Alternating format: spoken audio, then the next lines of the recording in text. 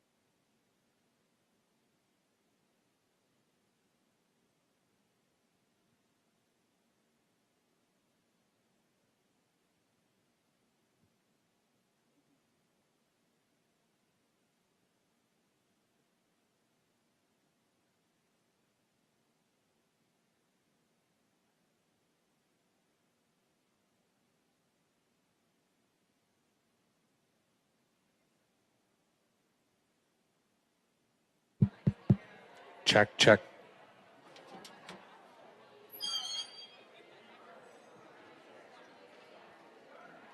I'm gonna go shut.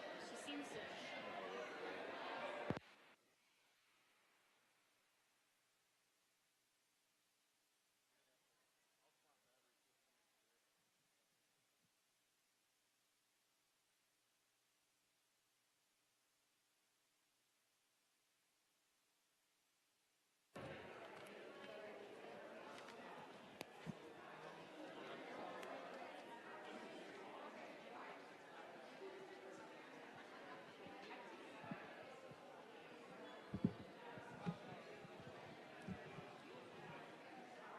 Is that good?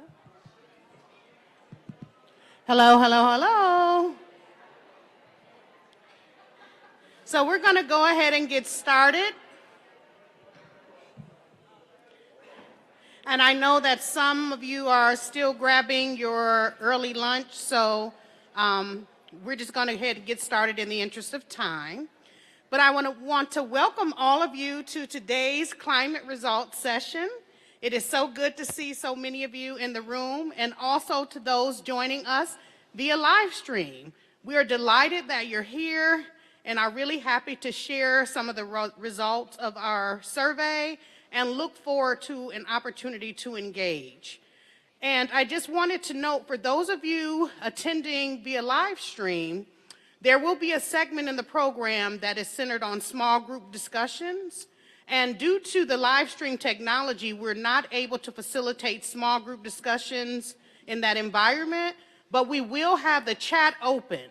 And we wholly encourage you to engage the chat. We will put the prompts in the chat, and we want to assure you that we will take that information from the chat and integrate it into our overall notes from this session as we plan for efforts moving forward. So with that, I want to transition into introducing our first speaker, Vice Provost and Chief Diversity Officer, Tabby M. Chavis. So Tabby oversees, yay, yes, our new CDO. So Tabby oversees, Dr. Chavis oversees the Office of Diversity, Equity, and Inclusion, or ODE as we call it, which leads and supports university-wide initiatives focused on the recruitment of a diverse student body, faculty, and staff, and fostering an inclusive and equitable community at U of M. ODE also engages campus units and surrounding communities in mission-focused, mutually beneficial partnerships. Tabby reports directly to the provost and is involved in academic affairs, working with the provost team on faculty recruitment and retention, tenure and promotion, and faculty development. She also meets regularly with the president as the principal advisor on DEI issues and provides overall leadership of these efforts, including oversight of U of M's DEI Strategic Plan Initiative. And we're here for the climate survey, which is a part of that overall effort. And although Tabby is new to her VP CDO role, she is in no way new to DEI-grounded leadership and has held leadership roles at the department, college, and central administration levels during her almost 24 years here at the University of Michigan. Most recently, she was the director of the National Center for Institutional Diversity and Associate Dean for DEI in LS&A. In those roles, she worked with her teams to develop and implement a highly successful faculty diversity program and to create and strengthen networks and support infrastructures for diversity scholars or scholars focused on DEI issues, among other impacts. So with that, please join me in giving a warm welcome to our new CDO, Dr. Tabby Chavis.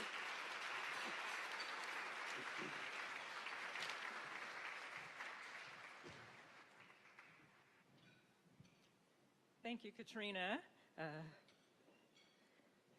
was so excited to join a team with Dr. Katrina Wade Golden as the Associate Vice Provost and Deputy Chief Diversity Officer, and our whole ODAY team. Thank you for attending today, in person and virtually, and we also look forward to others accessing this information as this recorded event will be posted on our website following today's session. I'm excited to share data from our 2021 Campus Climate Survey, as well as to begin to hear and learn from your responses, interpretations, and questions as you consider the data and the kind of picture of what we're finding and how it relates to your campus experiences, your campus context, and your day-to-day lives on our campus and within your units. As many of you know, or may know, but may not be known to others who are new coming into our environment, our campus recently wrapped up its first DEI strategic plan period, which was a 5-year period and an initiative and a campaign in which all units on our campus were provided a guiding framework from our central leadership, but were asked to develop unit-level plans that included specific goals, objectives, and success metrics. The climate experiences of our campus members, how they experience feelings of connectedness, belonging, value, opportunities for thriving and growth, feeling a part of the environment, and having equitable opportunities to access the goods and the resources of our environment are a part of our success metrics. It's a success metric in itself, a part of a healthy organization, and it also gives us insights. When we hear about the perceptions and the experiences of our community members, it gives us insights to ask the next questions. Where and how are people experiencing those things? What structures and processes and policies and norms are related to why some people are experiencing our environment in particular ways and why some people are experiencing it in other ways? This particular survey that was administered in 2021 in the fall is a follow-up to our 2016 survey that was administered at the beginning of the DEI strategic plan period. That 2016 survey served as an initial temperature taking or a baseline for our campus members who were present then, and the 2021 survey represents community perspectives and experiences at the end of the 5-year strategic planning period. Being able to understand how our DEI work has impacted the experiences of our community members, the ways that people may be changing in the ways that they think about diversity, equity, and inclusion is a part of what we are here today to engage. Before I move on to the main part of the session and share that information with you, I want to provide you with some background on the method and approach that we use to gather the data, the data that we gather, and the rigor of that approach and the representativeness of the data that we're able to get across our community strengthens our ability to really understand our community experiences and to be able to be acting on those experiences and that information, taking evidence-based approaches. And with that, I'm going to pass the mic to my colleague, Bill Axon. Bill Axon is a research professor in the Survey Research Center and the Population Studies Center, and a professor of sociology and public policy. He was director of the Survey Research Center at a time when the University of Michigan decided to invest in applying state-of-the-art methodology and best practices to the collection of campus climate data. He coordinates a team of methodologists to design and oversee the best possible data collection methods for the DEI surveys. We are grateful for the partnership of Bill's team and the Institute for Social Research in our climate survey work as a part of our DEI strategic planning work. Again, our ability to understand and act appropriately on our community's experiences is limited by the quality of information that we're able to gather from our community, and Bill and his team have been a great partner in supporting high-quality, evidence-based approaches to understanding our community members' experiences. So now I'll pass the mic to Bill, who will talk about the study methodology and approach.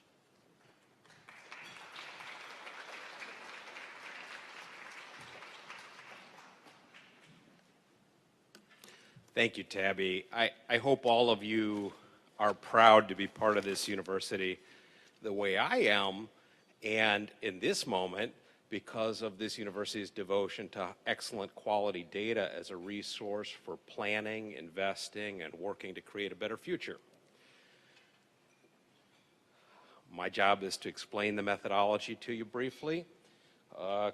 Key points have already been made. This survey was developed by the Office of Diversity, Equity, and Inclusion, Faculty Advisory Group, and a group of us at the Institute for Social Research advising from a methodological perspective.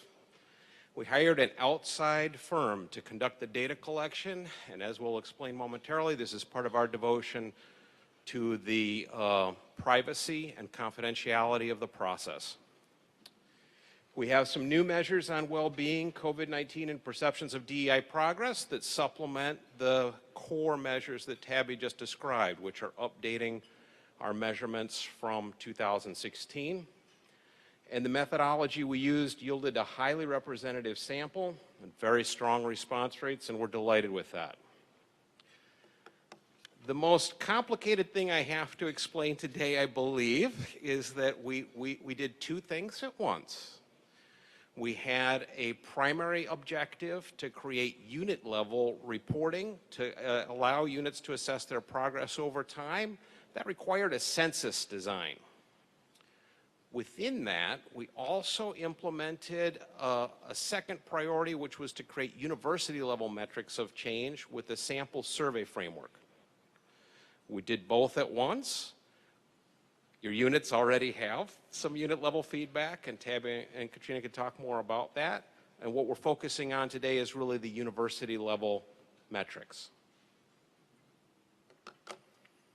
I want to underscore the very serious devotion to confidentiality of all respondents. As I mentioned, leading with third-party data collection. That allows them to collect data from the sampled respondents and then delink their responses from all of the personal identifying information that may have been connected to that, destroy the personal identifying information, and pass on to us just responses to questions. U of M will never receive any identifying information on respondents. All participants were told that the survey is voluntary and confidential because the survey is voluntary and confidential.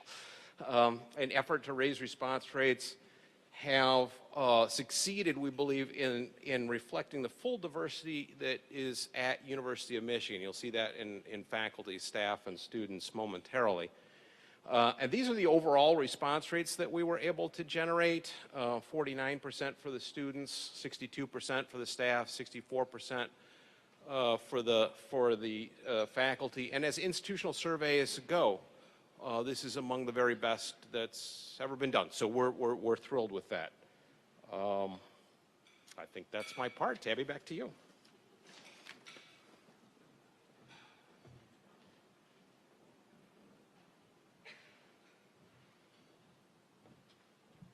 As a survey researcher, I'm really geeked to share information with you this morning. And you just want to also add further clarification that around the sampling approach.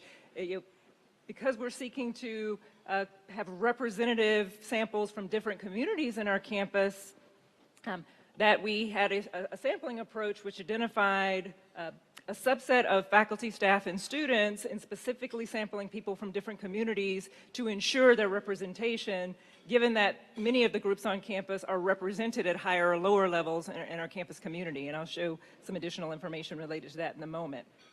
But the first thing that I'll just state is that the University of Michigan is comprised of a diverse group of people, and our current effort really tried to reflect that in meaningful ways. So as you can see, or observe from this particular slide, that the student, staff, and faculty participation by racial ethnic identification overall did reflect the representation of these communities in our campus based on what we know. I will just say an exception would be Middle Eastern, North African. We actually don't collect those data in our central HR and academic systems, so we actually have to rely on self-report in surveys like this to understand the representation of that community. But for other communities, who are represented on this slide. Those who indicated other means that they indicated an additional race or ethnicity that wasn't among the choices that they had to check. And then more than one race or ethnicity, people had the option to indicate their identification with more than one group. And so these percentages overall, again, reflect the representation of these communities on our campus.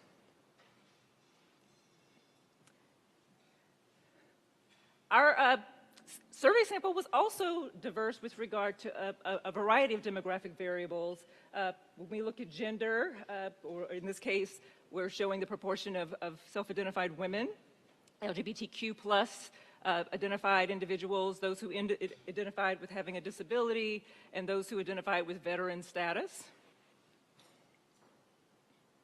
So we don't know the baseline of that for our population because that's not information that's in our central database systems, but we feel excited about the fact that we have variation in reports across these demographic categories in our study sample. So I showed you a little bit of a preview there. So I'll go back before I start into the main event in terms of what did we find. And I will just start by saying that our evaluation team, including our partners at the Institute for Social Research, did many, many, many analyses. And what we're sharing here are kind of high-level themes that kind of emerge from the data, but we have many more analyses that will show up in the full report that we'll be posting to our website that has more detail and more analyses, breakdowns, more information with regard to different groups and communities as well. We just, in the scope of our time, would not be able to provide all of that today. But we want to give you some of the major headlines in terms of themes that were emerging from the data. I'm going to encourage you and challenge you as we present these different slices of data to think about them as building parts of a bigger picture.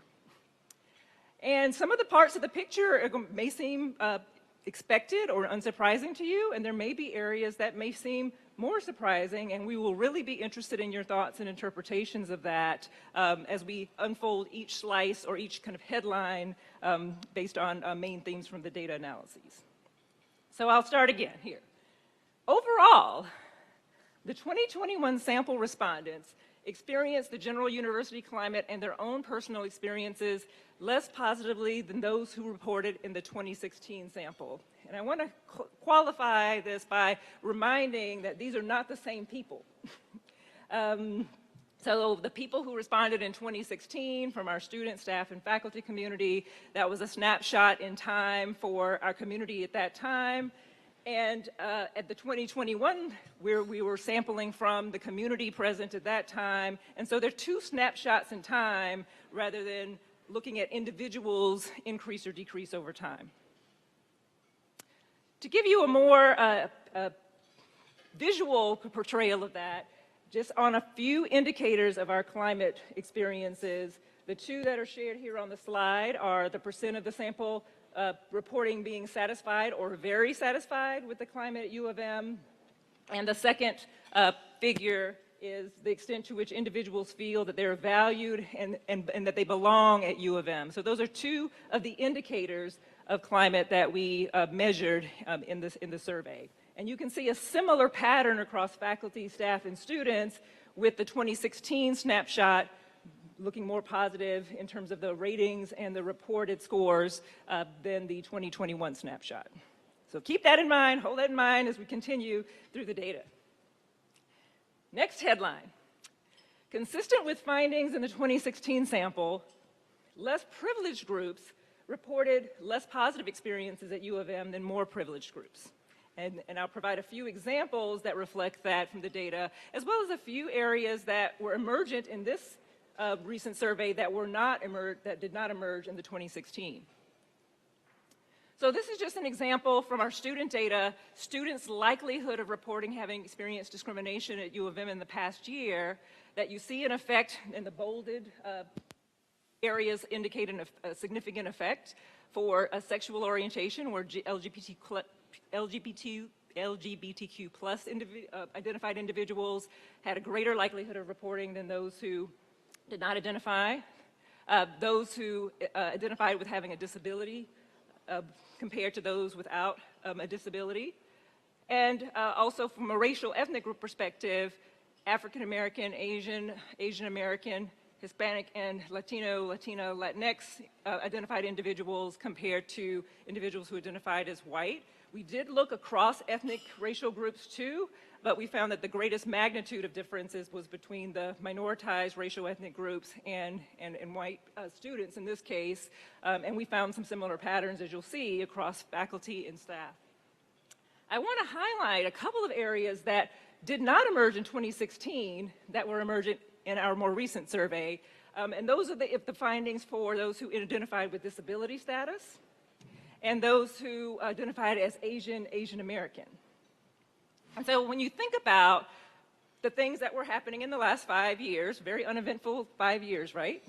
That the one particular possibility is that some of the increase in anti-Asian, xenophobic rhetoric and hate acts that were happening in the context of the pandemic and beyond may have impacted the experiences of Asian, Asian American individuals in ways that resulted in their reporting experiences in ways that did not happen in the 2016 sample. Similarly, across the last years, there's been an amazing increase in awareness raising and advocacy around disability culture.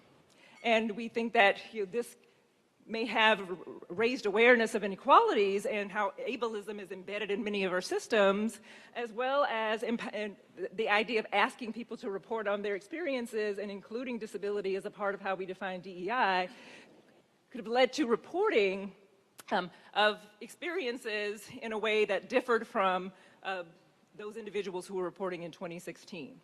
So those are two kind of trends that were different from the prior snapshot in time. Similarly, we're looking at staff for the same type of item, and you see some similar patterns, but some differences. And our faculty, staff, and students had some shared and some different experiences where disability identity showed an effect, as well as racial differences with our African American, Hispanic, and Latino community.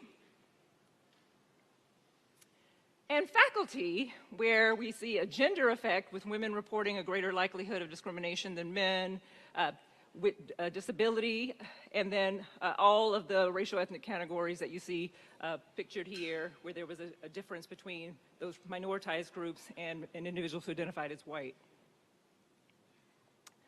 The pattern of less privileged groups reporting less positive experiences at U of M continued with other key study indicators too. So we'll just share a few more indicators. Another area that we were interested in looking at with our climate survey are not only satisfaction with the climate or feelings of belonging, but whether people feel that they have an opportunity to thrive and grow in their academic life, in their workplace, in their professional life. And what we found here is that we found an effect for gender, LGBTQ status, disability, and across the different racial, ethnic, minoritized groups for students. For staff, we found an age effect with older individuals reporting were less likely to report thriving and growth opportunities than those who were younger.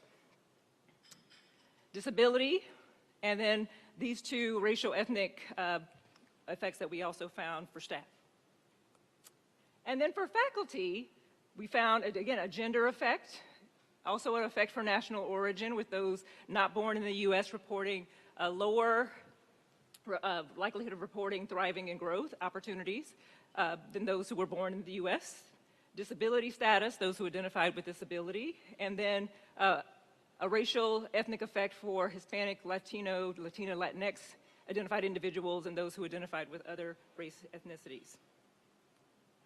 So there's a picture of the kind of snapshots in time, but also some patterns related to the experiences of different groups and communities on our campus, with some things that looked similar to the 2016 picture, and then a few things that looked different with regard to a few of our demographic communities, specifically those who identified with disability, with a disability or having a disability, and those who identified as Asian, Asian American.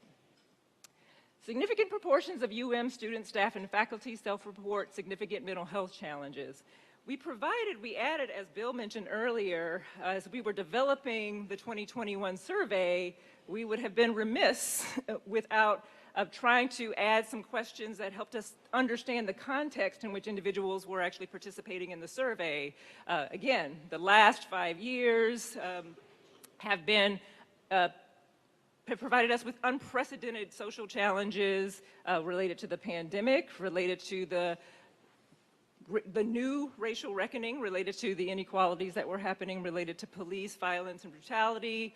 We also had local campus strains and stressors with regard to leadership transitions, concerns related to a culture of gender and sexual harassment. And so we were experiencing a context that impacted many of our community members, and we wanted to capture that with items that asked about health and mental health, as well as items that asked specifically about COVID impacts. And we'll share the mental health ones here today, or an example of the mental health ones. So with this figure, it really shows us a picture of how people indicated their self-perceptions of their mental health status. We used a validated mental health scale. It's not a diagnostic or clinical measure, but it's a measure that's well validated in the mental health and well-being research literature. In this case, you can see that students 42% of our students reported fair or poor mental health well-being.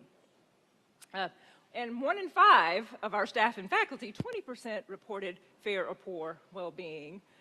Those who are in the yellow are in the middle, about 30% or about a third of each of the groups also reported good, but that was the midpoint 3 on a 1 to 5 scale. So I want to highlight that that's kind of middling, even though it's more positive than the fair and poor. And then you can see the proportion of those who reported either excellent or very good relative to those who were fair, poor, and good.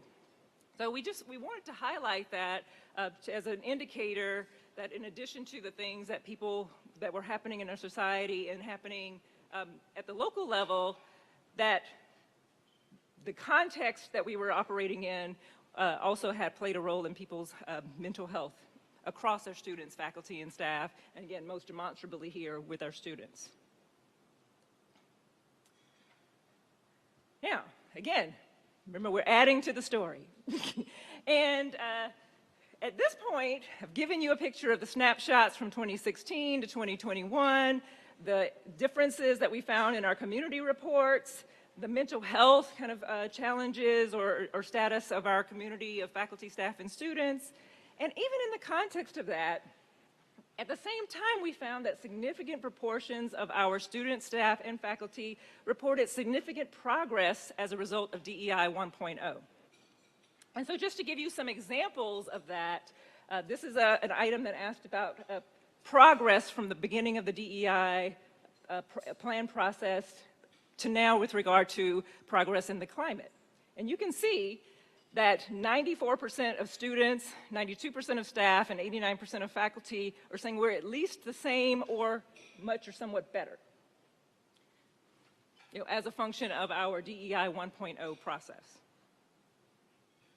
A much smaller percentage are saying that we are much or somewhat worse as a result.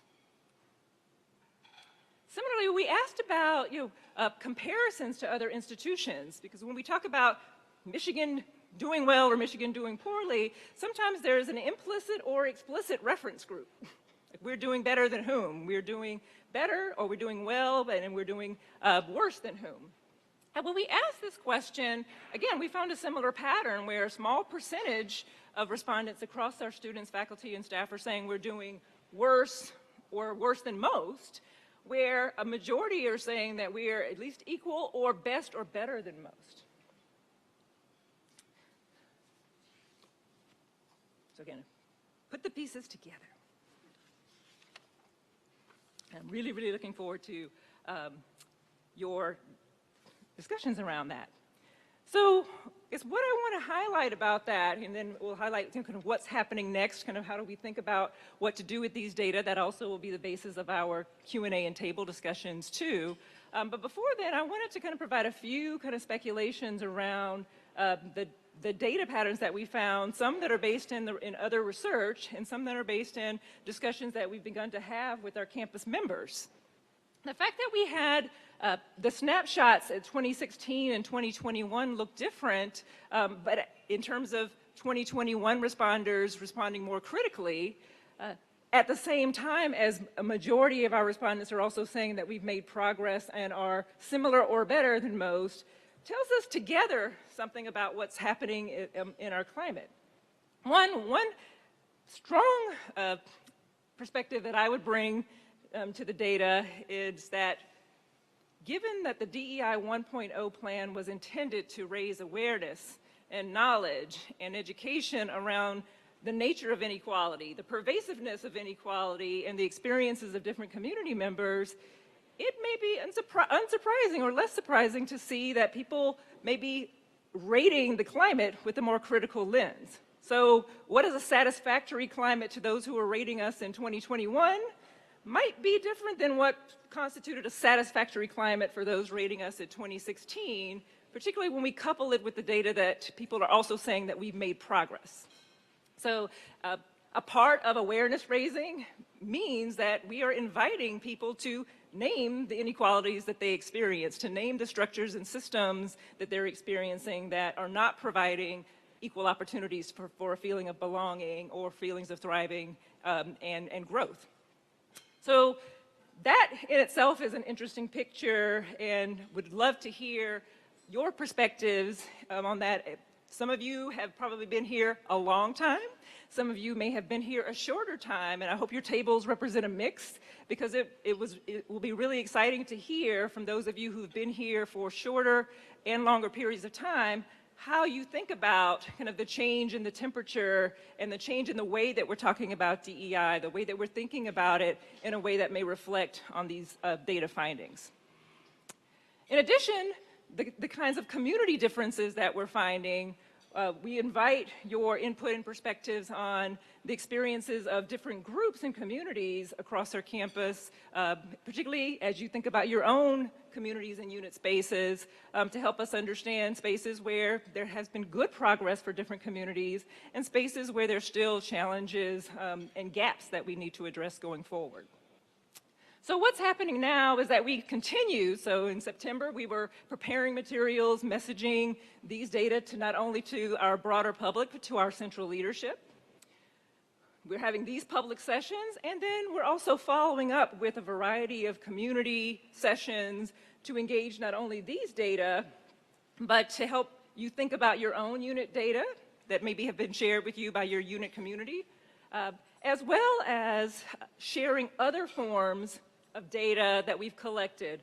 The climate experiences of our environment are one part of the picture of how we're doing in DEI, but we also have data on things that relate to processes and procedures that our units are engaged in, related to, for example, is DEI being integrated into core mission areas across our units? So if we look at budget requests and what the values that units have about what they prioritize and ask for, do we see evidence that DEI has become more interwoven into the core mission areas that our units are working on, but also asking for resources for? Also, other ways of looking at our curriculum. And have we grown in our curricular offerings that engage DEI? Have we learned about models related to inclusive hiring and retention practices that have impacted our staff and faculty community positively, or admissions approaches that have impacted our student population in positive ways? So we'll have both the perceptual data, but also other forms of observed and documented data that we'll be sharing with this community. And then in January 2023 and beyond, with regard to the survey data and other forms of data we've collected, we are also convening a faculty group, and this could include faculty, research staff, as well as students who are working in a research capacity or a programmatic capacity, to look at the data themselves. So we're bringing some questions to the data and answering them, but your questions and our community's questions also can help us understand the data even more deeply, raise new questions that we may not have thought about that we can answer from the data, as well as provide opportunities for dissemination locally and nationally through presentation and publication, which will also benefit those faculty, students, and staff as well. So with that, I get to the really, really important part of this session, which is what's on your minds. And we'll invite your questions, and then we'll be engaging in some table discussions so that we can learn from each other as well. Thank you.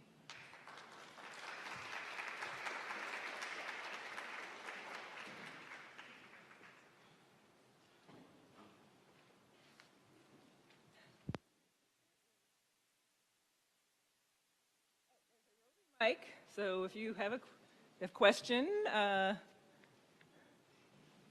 I have a question. Oh, yes, please. One of the things you mentioned is that we don't have a census level data of, ethnicity, disability, and other categories of our staff, faculty, and students. Maybe I'm misunderstanding. I'm wondering. We don't have a. So when you gave information about who responded to the survey, you mentioned we don't. Is it true that we don't know details about those, like how many people in our university identify as those things? So as you might imagine, like when you apply for admissions or you apply for a job here, that our HR and academic systems have asked for race, ethnicity, gender, identification. We don't ask people about other aspects of their identity in their job applications and admissions, so we don't have central databases with those, with that information in it to use for sampling. But we rely on surveys and high response rates on our surveys to be able to give us a picture of representativeness of those communities, because we don't have a way, for really good reasons, to ask about those things when people are applying for positions or being admitted to Michigan. Yeah, please. Love these kind of questions. Her answer was spot on, exactly correct. I just wanted to add that LGBTQ plus is a wonderful example of this. This is not a thing that's recorded on applications.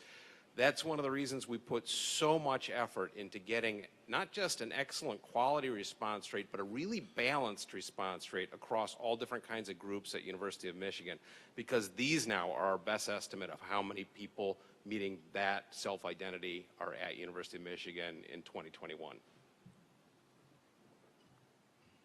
I have a question from online. Current climate survey questions do not accurately reflect our community incidence of disability and need for accommodations. Is there thought being given to adding additional questions? Well, yes and no. So I would say this climate survey, and if I could keep everyone in a room for like 3 hours for them to answer all of the questions that we would love to know, that would be the 18,000 page survey. We really had to try to create a survey that broadly hit a number of category areas, but the data were intended to be a starting point. Like good data raise more questions than they actually answer. So the fact that we're finding effects in terms of likelihood of experiencing discrimination and climate concerns with our disability community leads to the question of like why and how. Like why is that happening? Where is it happening? For whom is it happening? What are the structures and cultural norms and experiences that are leading to those reports? That's the work of, that's the what next. The climate survey is not the end, it's actually the beginning of an inquiry process where we're trying to understand what people are telling us in terms of their perceptions, the temperature of their environment, what conditions and environmental kinds of conditions lead to those experiences. So the answer would be not necessarily in this particular survey. I think there are always new questions that we can add as we think about doing the next version of this survey. But I would say that what we would also do before that next survey is to use these data to engage with our units, to show them these patterns, and to be able to then lay out a systematic approach for trying to understand like where are these reports coming from, where they're happening, how are they happening, and what are the potential intervention points when we know that. That's a great question and really appreciate it.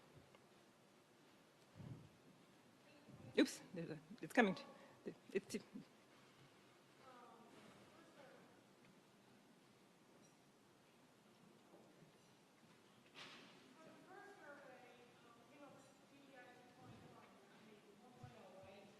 So what other results, based on the survey, is the university doing, to show the community?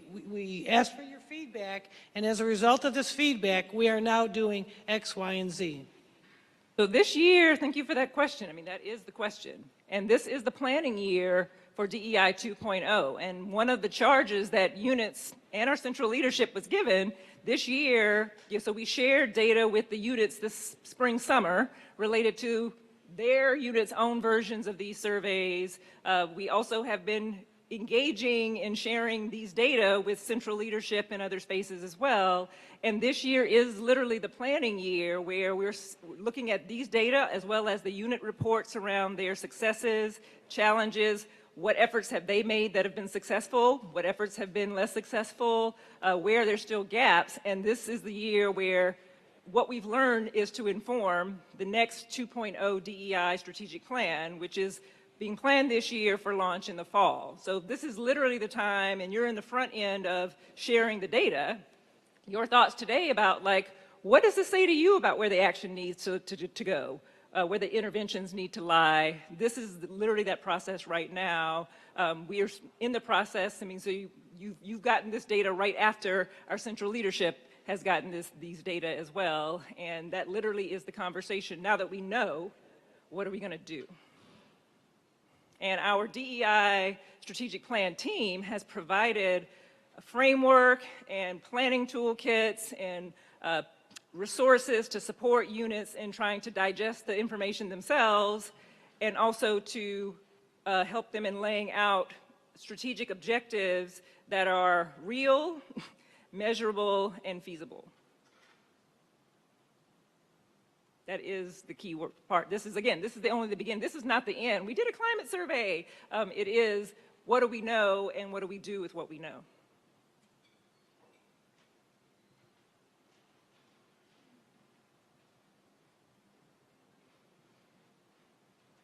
We're looking at the overall response rates. When we're looking at our own department or units, are those also the benchmarks? I think it was 49 for staff, or excuse me, 49 for students, 62% for staff, and 64 for faculty. And you were saying that was a really high response rate. So as we look at our own college and units, is that also the benchmark that we should be looking at? Yes, I think you should be looking at, so I would just say that our units, we put a lot of time into trying to support units and like shoring up their response rates by providing like toolkits for like advertising, trying to build in incentives and prizes for participation and those types of structures. The response rate does matter. What we found is really high. So you could have a smaller response rate and still be in the realm of really solid in terms of being able to draw conclusions from the data. For the units that had very low response rates, and we actually don't have tons of units that have them, then that will be a limitation. You have to be extra cautious in interpreting the data if you're in a unit where the response rates to the surveys were very low. That doesn't mean they're meaningless, but you can't make the same claims related to representativeness. Some people in your community are answering that way, and that's important to know, but you may have to do more work to uncover whether that's systematically representative of different communities versus units that have high response rates where you're able to make stronger claims that you're getting a broad picture of your unit. So those response rates, and we can send some things out about that if that would be helpful, they matter, but these are very high, but you can still do a lot with ones that are like even a little bit less high than what we found here. Do you have anything else to add, Bill? Units at the University of Michigan are terribly heterogeneous from a perspective of trying to get a good sample. And so, there's huge units, there's small units. If you take something like the students, we had 50,000 students to work with at a university-wide level. That's a very solid design premise.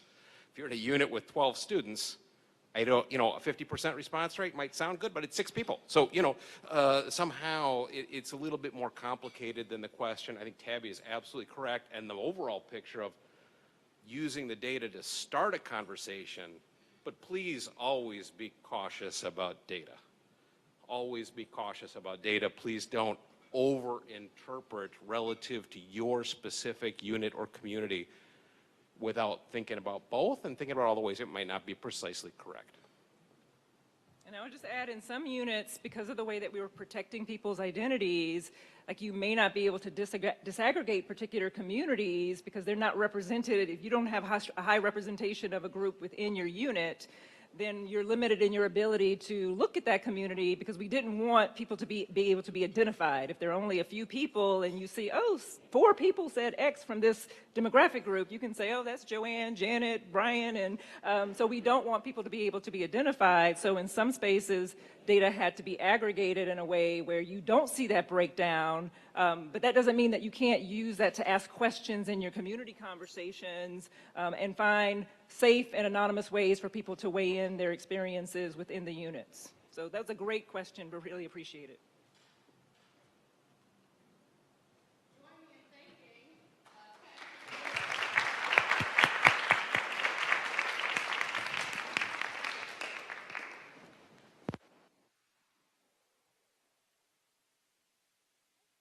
So I am here to transition us forward. Oh, we can have a seat. Forward into the agenda, and I would just like to add a couple of notes on some things that have been shared. One is an additional element of response to kind of what the university has done, and that is a perfect segue to extend an invitation for next, actually October 19th, we will be holding a session around the evaluation of DEI 1.0. So the climate survey becomes only one aspect of what we took up as our broad DEI work for DEI 1.0. And so that session on October 19th, and what is the time? Do we have a time? 11:30 to 1, and we will start the publicity around that soon.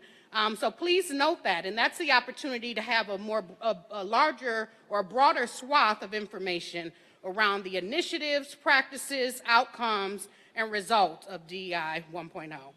And I just want to underscore something that both Tabby and Bill shared in their comments, and that is this idea that units have data. And so it is the work this fall to socialize those data. But I do want to underscore this idea of the data collected at the unit level is different from the university level sampling effort. And so in that frame, direct comparisons are not appropriate. And so we really should, and we give a lot of guidance in the unit-based reports themselves, but we'll be supplementing that guidance. But just the idea that they're related processes, but different processes. We took a sampling approach from the university level, but there was a census approach for the unit-based level. And so just want to put that word of caution there, and more to come in that regard. So we want to hear your voice. I mean, we want you to be able to process with one another. So what we're going to do now is spend some time at our tabletops, and those of you who are joining via live stream, again, we welcome your comments and your questions, and again, assure you that we will fully integrate those into the information that we take from today's session. But we'll be asking you to respond to 4 questions at your table, and there's paper on your table, and we're going to put the prompts in the chat in the live stream. But we want you to consider these 4 questions. What are your overall impressions of the survey results? 2, as you think about your experiences during DEI 1.0 and reflect on these data, are there things that you are hopeful about as we transition to DEI 2.0? And 3, how might the results connect with any climate concerns you have centrally or within your unit? And 4, what one message would you want leadership to hear and understand to improve the climate? So take some time to think about these questions. We invite you to write your responses. We will be collecting these sheets for our purposes, and share with your table. So we're going to allow 20 minutes for that process. Thank you.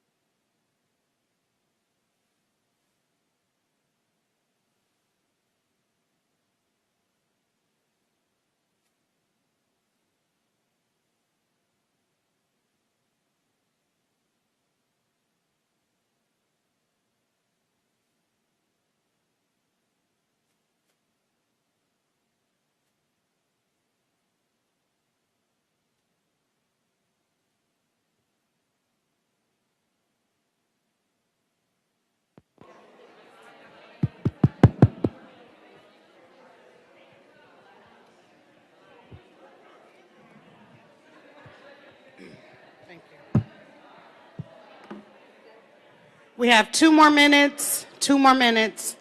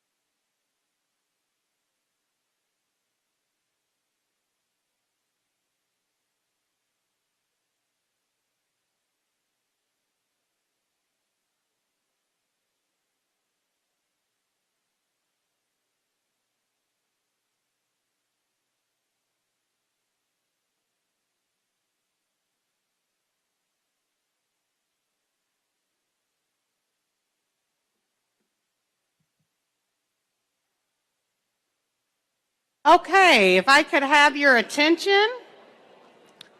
I really do hate to break up what looks like to be some very interesting conversations,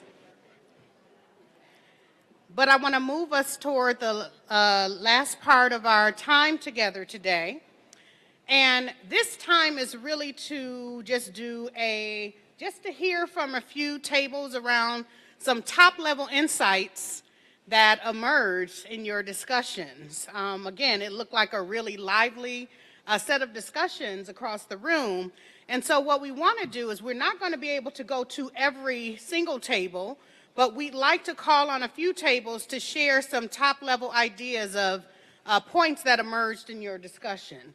And so we have a couple of roaming mics, if you can raise your hand.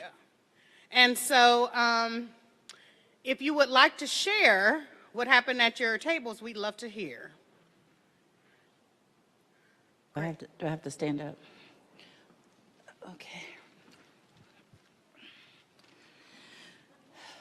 Hi. I think, first of all, having this type of time and space to talk about this type of topic is a big deal, and it's appreciated. I didn't share with my table, but one of the things I was thinking in answer to some of these questions, and one of the questions is, you guys deal with diversity all day long. That's your job. That's your unit. But how about having some ambassadors in other units? Someone who's serving maybe in one capacity, but also has the cap of diversity ambassador. So if someone can go to them if they have issues, or just maybe just to have a safe dialogue about diversity as it pertains to that smaller unit, because you can't do a lot at a high level. It's too big. I have a church in Maryland, 5,000 members, but they break it down to smaller units so that we can function, because the work happens, to me, at the smaller unit level, and then works its way up, because there's no way that you all can do all that work and trickle it down. Absolutely.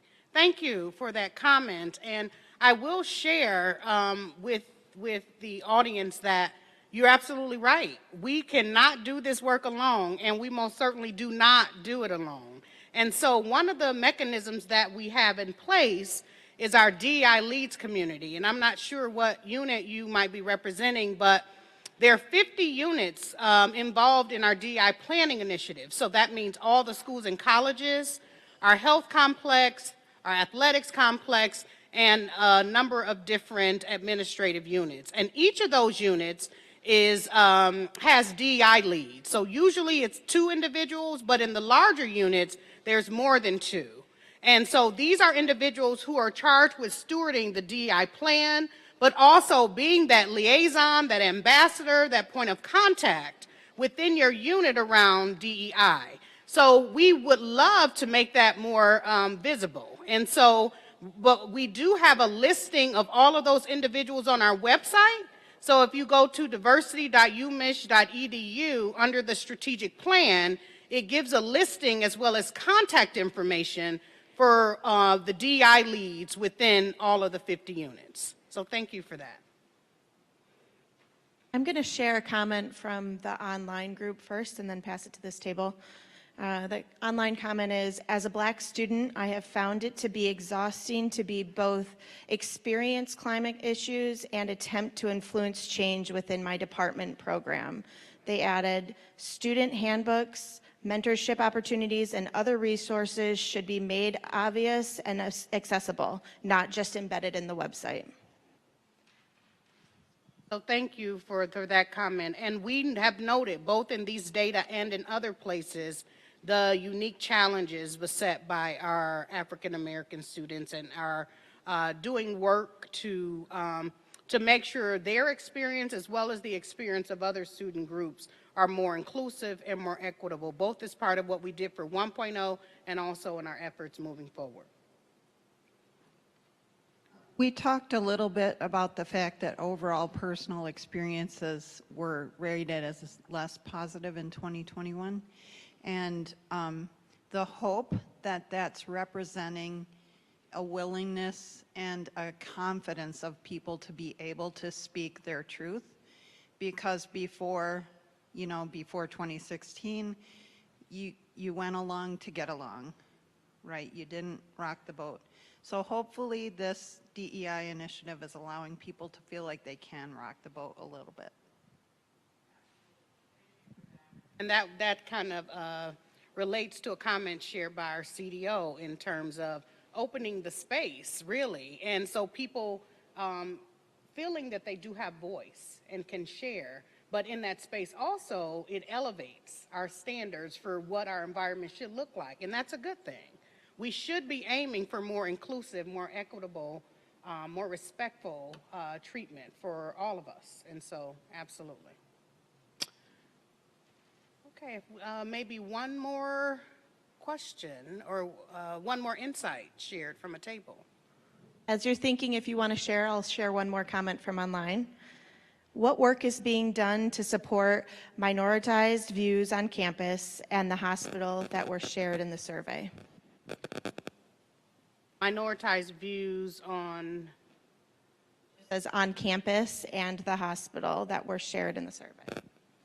Right, so that kind of leads to the comment that I shared earlier around our report session, but there have been a number of a number of initiatives that have been launched to aid students, faculty, and staff, both in terms of our efforts to recruit, retain, develop, to ensure that we have processes at the unit-based level that ensure equitable treatment and equitable access, and then also attention to how we're infusing DEI into our scholarship, our teaching, and our research products. And so a lot of that will be shared in our October 19 session around DEI 1.0, so we invite your attendance there. And then, would you like to add to that? Okay.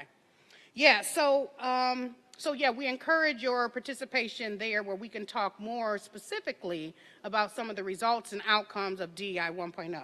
So as we are moving to close, I want to invite CDO Chavis up to the podium to close us out.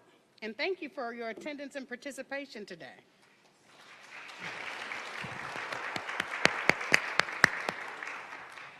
I want to echo, because I can't thank you enough for taking time out of your very busy schedules to either be here in these sessions or to view them through the live stream. That itself has been a really powerful signal of the interest, commitment, and urgency of these issues within our community.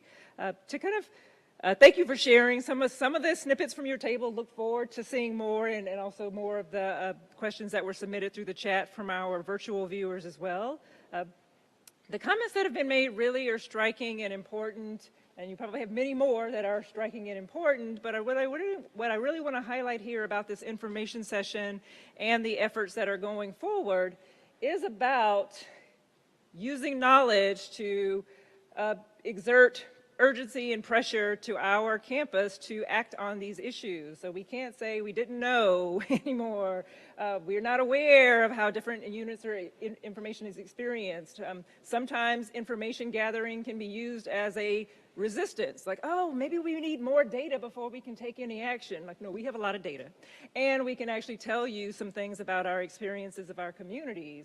The other thing, many of you who have been here a long time and many of you who are new have probably heard many, many times, or will hear many, many times, Michigan is so decentralized. And one of the comments over here, spoke to that too. So one of the really important features of this intervention, this campaign, this effort of strategic planning is to also make sure that the work of DEI is actually infusing across our campus. You'll see some data in the coming weeks that will show us that some in our areas of hiring for faculty and staff, in some of our admissions, that the hiring and admissions that has happened over the past 5 years has become more diverse. If I give you the university picture of that. But we know that there's still unevenness across our units with regard to the efforts and the actions and the outcomes related to recruitment and retention and creating environments for thriving. So we also want to use these data strategically in ways that put all of our units on notice that these are values of our institutions, and that as a part of leadership and a part of being excellent in your unit, that we're including attention to these areas in the definition of what excellence and success is. To use positive peer pressure, sometimes negative peer pressure, like, oh, 90% of our units are doing X. Huh, why isn't your unit doing X as well? Because the decentralized nature of our institution allows for lots of innovation, lots of flowers to bloom in terms of autonomous work. But in some cases, it can obscure the fact that the load of DEI was being carried by some units more than others, and that we think of it as the responsibility and the obligation of all of our units, because we can't be excellent if we are not inclusive, diverse, and equitable. So I want to appreciate the questions and even the push behind some of those questions, because that literally is the goal as we move into our 2.0 phase. So with that, oops, ooh, there's a hand.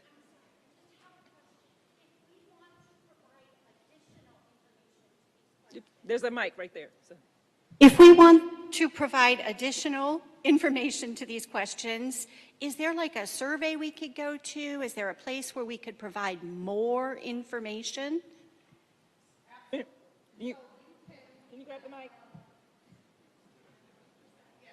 Our email, diversitymatters@umich.edu, and we will get those and incorporate those. Or Tina, you can email me directly too. In fact, we hope that these data, as we share them, and then as you begin to get more information about your unit data, prompts exactly that. So please do share, because that really is a form of qualitative data that helps us understand if people are saying, I experienced X.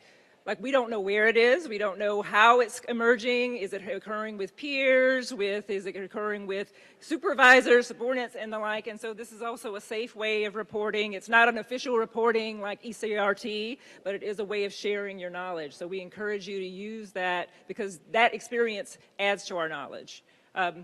With that, thank you for that ending part, and hopefully it gave others information about how to share that as well.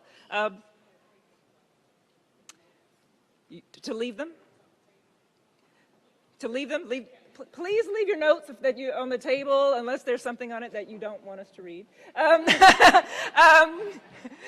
Not your personal secret notes, because we are gathering all forms of input. Thank you for your time, and have a wonderful day.